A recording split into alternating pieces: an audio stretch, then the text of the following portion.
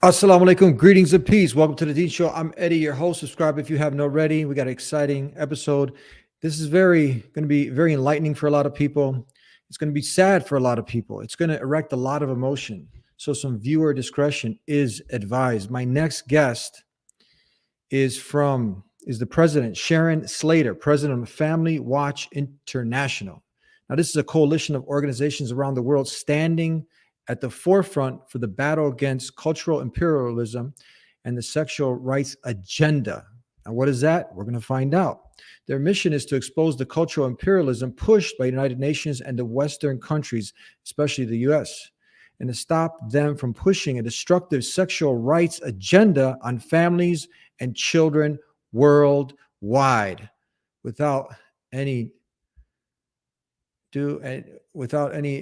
let's go ahead and bring out our guest, president of Family Watch International, Sharon Slater. How are you, Sharon? Great. Thank you. Thank you so much for having me on your show. Thank you for being with us here on the Dean Show. So, talk to us a little bit about your organization. Sure. Family Watch has been in existence for a little over 20 years. We have something called consultative status at the United Nations. And what that does is that allows us to go in when all the UN member states are negotiating documents and have an impact on what is negotiated there. So we kind of have an inside view of the battle, the trenches of the battle, to protect the institution of the family and life. And we see and we uncover the United Nations agenda to sexualize children, and children represent the future families of the world. So this is a huge attack on the family as well. Hold on, I don't understand. United Nations, their job is to, what do they have to do with sexual education? Oh my goodness, that's a very good question. They really should not be in the sex business, but man, are they. Almost every negotiation devolves into a fight over sexual and reproductive health and rights, which encompasses sexual rights, but especially over something called comprehensive sexuality education. And it would be better named comprehensive sexualization education because it sexualizes children and raises them up in the radical gender, transgender, and sexual ideologies that all the UN agencies funded by donor countries in the West are pushing. And this has been, so your organization has been exposing this for 20 some years? Yes. Yeah. We have lots of research, lots of webinars, lots of documentation. In fact, if you would, I could, show you a few slides of some of their publications, because many people have a really hard time thinking that, well, some people hate the UN and some people think it's the savior of the world. And depending on which view you have, it's important either way to understand the agenda that all of us are funding, because it's all of our tax dollars. It's funded by the different governments, which are all the governments in the world. Hold on. Sharon, is this some like conspiracy theory or something that, that we're talking about? Are these facts that people can go look up and check up, or? Yeah. Can I show you things? Yes, Can I yes, show please. you facts? Can I show you? Yes. So one of the most urgent things that So this is not some like conspiracy theory, is it? No. I have, Okay. Conspiracy theories don't provide you proof, and we document and provide proof out of their own documents that you can find on their own websites. And so you can check this all out for yourself. Beautiful, because that's what we're about on this program. Evidence, Right. proof. Yes. We would never just make these, broad accusations without having evidence to show you. So can I share my screen? Yes, please. Hopefully it will work. From my computer.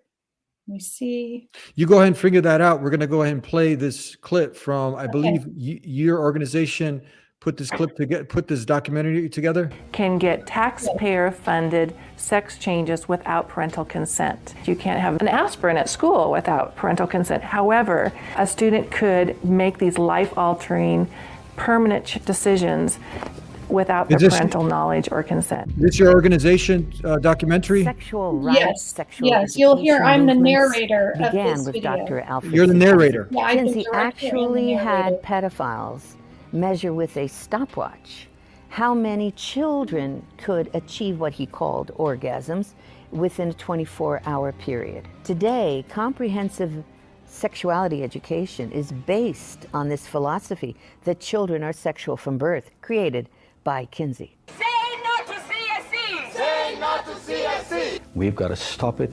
We've got to use everything at our disposal. We have to stand together to stop this attack against our children. And they have all this funding and this organization, but we know that if we stand together, we can do something for the family, for the children. We stopped the Kinsey sexuality education program in Croatia. It is time for parents to say no.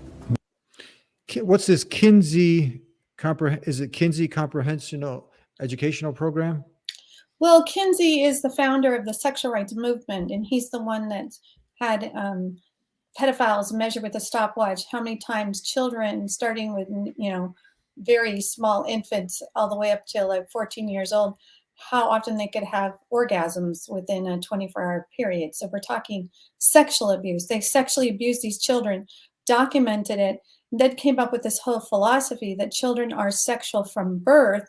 And so therefore, we should be giving them rights to sexual pleasure and teach them how to have it and in different ways. And I know this is hard to believe, but I think I've just figured out how to share. I'll show you some proof of it. Yes. That's okay. Yes. Okay. So let me just get to the top of this presentation because that kind of puts you in the bottom. Okay. They're really after our children, and especially the children in Africa. So let's see here. Let me just. You said especially the children in Africa. Especially the children in Africa. In fact, I'm going to show you a program that we're fighting right now. If you go to this website, youngpeopletoday.net, this is a coalition of UN agencies and donor countries that are trying to get comprehensive sexuality education to children. And so they're trying to get 20 African countries to sign a commitment. There was one signed back in 2013 by 20 African countries, and they're working to get it renewed with a 10-year future agreement to sexualize children with these programs. They're trying, the old commitment was to get this sexualization education to 75% of the African children in these 20 countries. But now these are the governments that they're targeting right now with their sexualization curricula, and I'm going to show you excerpts from it in a minute. This is called the Eastern Southern African Commitment that they're right now asking these governments to sign on December 6th. And if any of your listeners are from these countries or have contacts in these countries, we would beg you to get in contact with them and ask them to ask their governments not to sign on. And I'll tell you a little bit more about that. But this is the coalition of UN entities and governments that are pushing this sexualization education. You see all these UN agencies. International Planned Parenthood Federation really is at the center of it. And you'll see here the governments of Sweden, Germany, and Norway, and all sorts of other actors. But what they're pushing is called Comprehensive Sexuality Education, or CSE. And to understand that, you have to understand how they understand what does sexuality encompass for this sexuality education. Well, the World Health Organization has defined sexuality to include gender identities, pleasures, desires, fantasies, eroticism, and sexual orientation. So this is the UN agency's interagency guidance on what children should be taught about sexuality education. This came out in 2018. And can you imagine the World Health Organization, even UNICEF, that's supposed to protect children? And here's some of the content of what they say children should be taught. They are trying to redefine abstinence, saying abstinence is not just about not having sex. It also is deciding when to start having sex and with whom. They want children to learn that each person's decision to be sexually active should be respected at all times. Adolescent girls, they complain, don't know enough about their quote unquote rights concerning abortion. They ask children to differentiate between the values that they hold and their parents hold about sexuality to try to separate them from their parents' values. Wow. I mean, I can go on, but summarize the key elements of sexual pleasure, the difference between gender biological sex, how to question the sexual norms in their society, and really the whole end goal is encapsulated in this quote. they're trying to create demand with CSE, with this sexualization education. Once they sexualize the children, then they're going to need their youth-friendly sexual and reproductive health and rights services, which are their, abortions, contraceptives, and even that can encompass the hormones for cross-sex hormones. So this is really, the proof is right there. You can Google this document, no conspiracy theory. These are all the agencies behind it. But I don't know if you want me to continue, but I can show you some even worse excerpts from a couple of other manuals. Or is Yes. this enough? Yeah. What comes to my mind is continue on, but why would they be in all these organizations trying to sexualize our children? Very, very good question. All of these UN agencies, if you think of these UN agencies, not as UN agencies, but as, NGOs or nonprofits of governments, that's really how they act. It's whichever government funds them and gives them all the money drives their agenda. And so you have the European countries and now the United States under President Obama, Canada is a big player funding these efforts, because if you sexualize children, then they're going to need contraceptives, abortions, and all these different things. And Planned Parenthood profits from all of this. There's a lot of money in condoms and contraceptives and the purchasing of all these services. But really, I believe the ultimate goal is the LGBT agenda and the abortion agenda. It's almost like a religion for many of these European countries, Sweden, Germany, Norway, the Netherlands, Finland. One of their number one priorities in their foreign aid is to advance LGBT rights and abortion. And they can do that. And I'll show you some examples through this sexuality education. They can't convince the Africans or other developing nations to adopt their kind of so-called values, sexual values. So they do it by trying to get to the rising generation, to the children. And they do it very deceptively. They don't show the curriculum to these governments when they get them to sign on. They say, this is going to prevent STDs and teen pregnancy and domestic violence and sexual violence. And, you name it. They have this list that they tell them that this comprehensive sexuality education is going to solve, but it won't.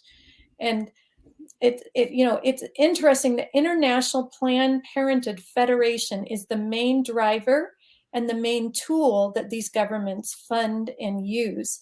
They have 65,000 service points in 170 countries. And so, this is unconscionable.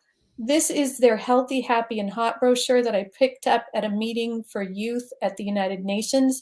And this is a guide for children who are infected or youth with the HIV virus. They're HIV positive. And it tells them this is a sexual rights approach to sex education, that they have a right to sexual pleasure and they can get it through these various verbs here. You can see, I don't even want to read them all: sucking, cuddling, different ways, just have fun, have sex, you name it. And this is the main partner that the UN agencies are working with and funding. But before you comment, I have to show you one more thing.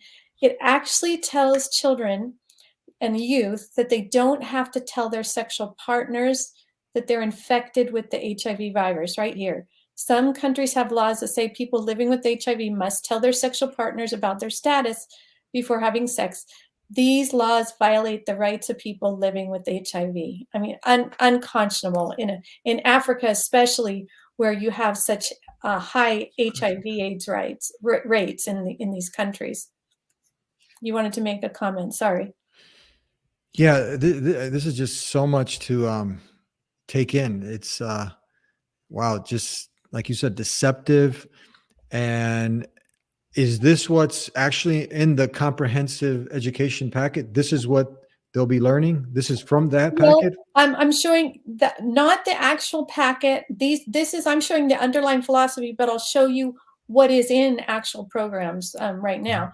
Just this last thing from International Planned Parenthood Federation to show you their philosophy says young people are entitled to sexual pleasure, and information on how to experience different forms of sexual pleasure is important to their health. So this is a right to have sexual pleasure no matter what age. This is what's in CSE.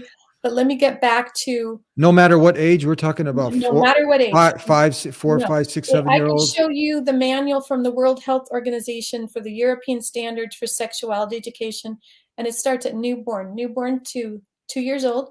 Teach them how to touch their body parts for sexual pleasure and about masturbation. Then you learn about gender identity, and then at 9, orgasm, and it's terrible. At 9 years old, this World Health Organization manual for sexuality education tells you to go to Planned Parenthood to learn about your sexual rights. You know, that document I just showed you is where they would go learn about their sexual rights from Planned Parenthood. You know, the World Health Organization sending youth to Planned Parenthood. But World Health Organization sending who again to Planned Parenthood? Children. Yeah, So 9 years old. In their So- manual, so- in their sexuality education manual, I could find it for you, and it would take me a couple minutes to find it. I could show you their manual. To learn about sexual rights. So for parents in some of these countries who might not understand, you know, the conflict of interest here, where you're sending them pretty much, you know, to the drug dealer who's going to sell you the drugs to educate you on the drugs. Exactly. You have got it. But if you can imagine, here is one, you see this document is called My Body is My Body, My Life is My Life. This is the Sexual and Reproductive Health and Rights Agenda for young people by these UN agencies. This happens to be for Asia and the Pacific, but they have the same agenda everywhere. I mean, look at, you know, UNAIDS is supposed to stop the AIDS pandemic. UNICEF is supposed to protect children. You know, we have all these things, but look what is in this manual. Young people is defined, it corresponds to ages 10 to 24. So they're talking, we're going to start with 10-year-olds, and we're going to Now go back, please, because Okay, for you know, see, this is for Muslims. This is like the hijab. You know, this is yes. what this is. So is this a young Muslim woman here? I believe that's how they're depicting her. Well, you have some This is in their own manual. but you have Christians also in Russia, Orthodox Christians who Yes. also wear. So this can be either or. This could be, but I would imagine that this is an Islamic, you know, Muslim child that they put in here to show that they're trying to reach everyone in these countries. Yeah. But get a load of this. They describe sexting as sending, receiving, or sharing sexually explicit text messages, photos, and video. And you would think all these UN agencies that are supposed to protect children would say, okay, this is bad, don't do it. You could get in the law, you can go to jail, you can get extorted, you know, all sorts of things. No, they say sexting may be used to seek positive feedback on body image from peers and therefore help to improve self-esteem and sense of identity. Sexting for young people may be their first expression of sexuality. This is particularly true for young people with diverse sexual orientation, gender identity, and expression, for whom sexting may allow private exploration of sexuality and intimacy. Sexting has the potential to be beneficial as a way of sustaining intimate relationships, to demonstrate love, trust, and commitment. This is unconscionable. And, you know, policy-wise, they're calling for the decriminalization of consensual sex, which really means they just want to lower the age of sexual consent so children can be legally have sex with each other. They want to decriminalize same-sex sexual activity. They want to remove mandatory requirements for parental consent to access SRH, that's sexual and reproductive health services and counseling. So if you translate that, what they mean is they don't want to have to ask the permission of parents before they get them in Planned Parenthood and their partners' clinics, where they can give them the abortions, the contraceptives, and they also the counseling where they indoctrinate them in their radical agenda. They'll affirm them in transgender identities and promote, and they actually train the youth to advocate for sexual and reproductive health and rights. And you again asked for specifics in a manual. This is the manual that was created for this, you know, ESA commitment that we told you about that's going to be signed on December 6th that we have to stop. This was a manual they created for the first part of this, where they had for 5 years. And you'll notice it's got this logo here, Advocates for Youth. We added this IPPF here to show you that They work very closely with Planned Parenthood in the US and abroad to push Planned Parenthood's agenda. And they're actually creating the manual for the Africans. And if you go to Advocates for Youth website, you'll see they have a motto that they put into all the UN things as well, very similar. Our bodies, our lives, our movement. You know, you just saw a variation of that on the cover of the manual that promoted sexting that I showed you. So Advocates for Youth proudly, you know, hosts and posts the African teachers module that they helped create on their website. And here it has Advocates for Youth's circles of sexuality. They want to teach African children. They're telling the teachers this is what they have to teach in Africa: gender identity, sexual orientation, the human sexual response cycle. What that is how you can stimulate sexual organs and, you know, have orgasms. I mean, this is really bad. It tells the teachers, if you're able to explore same-sex relationships, this is great opportunity to normalize relationships between gay, lesbian, and bisexual people. Confuse them about their gender. Gender identity means knowing whether one is male, female, neither, as if that were even possible, or somewhere in between. I mean, this is just radical. And it actually, again, the end goal is to get the kids, use these CSE or sexuality education programs to get the kids in the clinic. So it actually refers children in this manual to Planned Parenthood clinics for confidential services or youth-friendly services, which is really code for parents aren't around and don't need to know about it. And also for abortion and abortion services, counseling about abortion. So yeah, this is the end of my slides that I have for you. If I did want to also show you the new website that we have to try to stop this Yes, please. agenda, if you would bear with me, I'll pull that up on my screen. Yes, absolutely. Right now, this is what we're really concerned about. We need all your listeners to help right now to do this immediately to help protect children. Because on December 6th, 20 of these African countries, ESA stands for Eastern Southern Africa.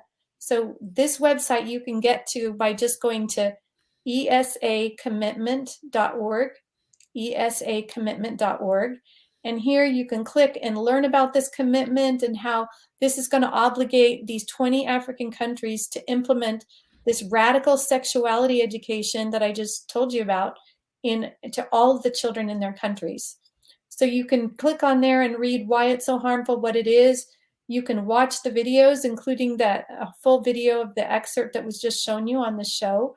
You can watch this video and learn about what's their sexual and reproductive health agenda and their sexual and reproductive rights and health agenda. You can then go back here, you can click on here, and you can read about the 15 serious concerns that we have with that agreement, including what they're going to be teaching to children and how parental rights are being violated, how these programs don't even mention abstinence in this commitment, or marriage or fidelity. It's all about sexual rights. But especially we want to encourage your readers to go right now to esacommitment.org and click on this and sign this letter to heads of state. You don't have to be from one of these countries. We want an outpouring from all around the world on this letter that's going to go to Eastern Southern African heads of state, some of their regional economic communities here that are involved in this agenda. This is going to copy their Minister of Foreign Affairs and their other ministers. We're going to reach out and send this to their members of parliament. And what it's going to ask them to do is please postpone the adoption of this commitment on December 6th. Please do that because we don't think we have enough time to actually stop it, but we're asking for them to investigate the 15 areas of concern. But this is kind of an abbreviated version, but just here's some of the points. It violates the internationally recognized rights of parents. As I mentioned, abstinence and fidelity aren't even mentioned. Sexuality, how it's defined by the UN, and yet this doesn't say it's going to be defined otherwise. Sexual and reproductive health and rights services are not defined. How it needs a clause stating that this is not to be used to promote a sexual orientation or gender identity. how all the entities behind this have a conflict of interest, as we just discussed, how there's no oversight, and people can just click here and sign by just going up to this field or clicking there. And we need people to sign it and then send it to as many people as they can. And just a few quick things. The ESA commitment, if you go to this drop down, you click on the ESA countries, you can see a list of which countries are going to sign on to this. If you click here, you can see the text of the agreement that they're going to sign. And we put in red all the dangerous parts. We don't have time, of course, to go into which ones of those are dangerous. We have a great brochure that you can click on that shows you all of the different excerpts from some of the manuals, like I've just shown you. Here's the one that I told you about, the Standards for Sexuality Education for Europe. These are quotes, ages 0 to 4. Give information about enjoyment and pleasure and masturbation and gender identities and same-sex relationships. And so, just a few quotes from all those manuals. You have that brochure. You could send that to people and help them understand. Here's a list of the partners in that agreement, okay? These are the funders of the ESA commitment. And you see it's all these same actors that are just have ulterior agendas. So, we need to then. Can we see that? Can we see those countries, the ones that are coming up for this December 6th signing? Yes, these are the countries right here, ESA countries. Ethiopia, Kenya, Lesotho, Mauritius, Malawi, Madagascar, Burundi, Botswana, Angola, Congo, Mozambique, Namibia, Zimbabwe, Zambia, Uganda, Seychelles, Tanzania, Eswatini, South Sudan, and South Africa. So we have Zimbabwe. So we need all the muftis, the sheikhs, the imams, especially Yes. we have one in Zimbabwe, Mufti Menk. I don't know if you've heard of him. Mufti Menk, we need you to speak up. He's has a very huge platform. This is Mufti Menk because he's from Zimbabwe and he has connections there with the prime ministers, the politicians. That's Mufti Menk. We'll look at for some of these others. There's a lot of people from these countries that watch the Dean Show. So are you saying, am I understanding this correctly? So these countries are about to sign something. So how does it work? We're going to give you some money because you need to fix the roads or build some schools, or you need to feed the homeless. But now you have to also, we're going to slip this comprehensive sexual package in there somewhere. So at the bottom, you might probably not even going to see it. Just sign here and you get the money. Is this something how it works? Well, that's normally how it works. That's how it works when we're, involved in the UN negotiations and they start to threaten to blackmail or bribe and say, we'll give you all this infrastructure or development money or this or that. But this commitment is very different. The money that they're committed for is not for other good things. It's for this agenda. Now, granted, I've showed you the bad parts of the agenda, right? They create this ice cream and they say, okay, we're going to stop child marriage and maternal mortality and this and that and the other thing. And then they carefully insert the cockroaches in that ice cream, right? And their real agenda is to get CSE, comprehensive sexuality education, to be the answer to all those problems, even though it's not the answer. It's the right problems, but the wrong answer. And their money is going to go into this sexualization of children and the clinics and the CSE programs and rolling it out all across the country to every single child. That's what the money is coming from all of these entities. I mean, this is huge, right?